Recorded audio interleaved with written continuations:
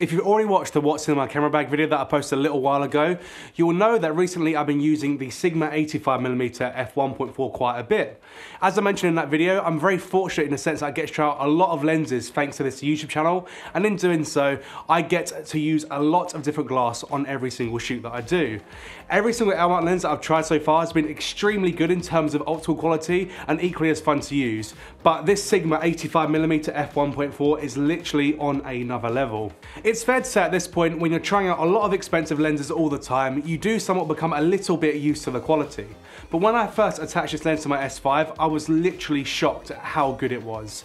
Everything about it was just perfect in terms of its sharpness, its contrast, the colors, like there was literally nothing missing for me. Even after pulling the SD card out and looking at the raw files in Lightroom, I was in love with how good the imagery production was straight out of camera, and they definitely didn't need that much editing at all.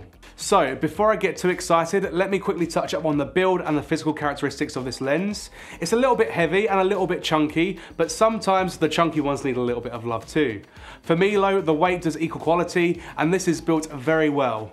On the lens you have an AFL button that can be fully customized to whatever function you like it to serve. There's also an AF switch and an aperture click switch too. So therefore, if you're doing some filming and want a declicked aperture, then boom, you've got one. And when you're shooting stills, you can go ahead and activate the clickiness so you're not accidentally knocking your aperture while shooting.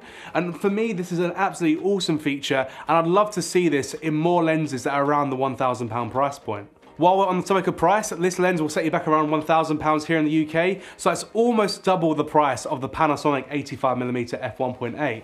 Therefore, I'd say that you'd really have to know that the 85mm focal length is something that you'd be using on a regular basis. And even though this lens is fantastic in every sense of the word, it won't be much more on a paperweight if you don't use it that often.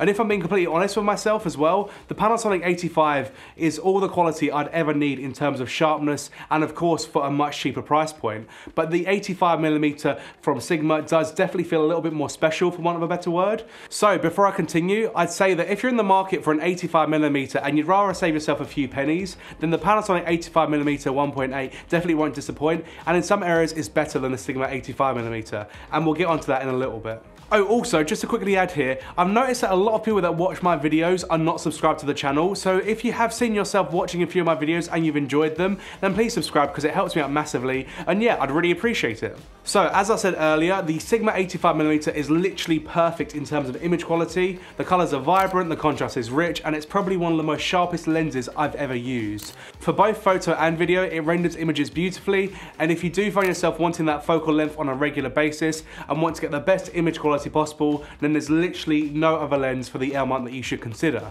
This lens truly does outperform every other lens that I have tested in terms of image quality, and it's one of those things that you can't really put into words, and it's really hard to describe. Like, you just have to use it for yourself and then you'll understand what I mean. With that being said, however, there are definitely some downsides to this lens, especially when you pair it with a Panasonic camera, and as you're probably guessing, it is to do with the autofocus. If you're a photographer mainly, then this won't be much of an issue for you since the AF4 photography is still great and works just fine for the applications that you'd see yourself using an 85mm prime in. However, for video, it does take a little bit of a turn, as most other Sigma L-mount lenses do.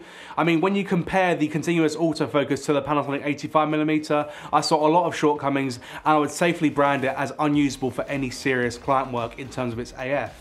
The tracking is poor at the best of times, and the only place I'd see myself using the AF on this lens is by tapping the AF on button and then flicking the camera to MF so that my focus stays on whatever I'm filming. And to be honest, that's mainly how I use AF anyways, so it's not really a massive deal for me.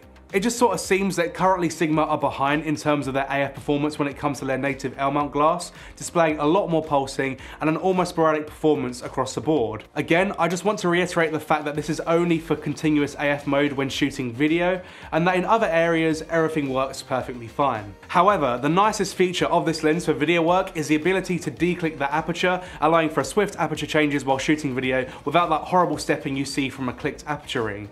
And I think that Sigma have absolutely smashed it out of the the park here by allowing users to disable and enable aperture click depending on what they're shooting, and I can see this being a huge benefit to those who shoot a lot of photo and video simultaneously.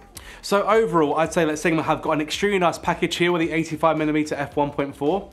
Its optical performance is the best in class, and it's an absolute joy to use, and every single time I use it, I do genuinely get quite giddy with excitement about how good it looks, and that for me is enough to make it worth the purchase, purely because it makes me enjoy shooting. And granted, the video AF is a bit of a drawback, and if you wanted an 85mm prime that would have a better time in that situation, then I'd definitely save myself some money and pick up the 85mm from Panasonic instead.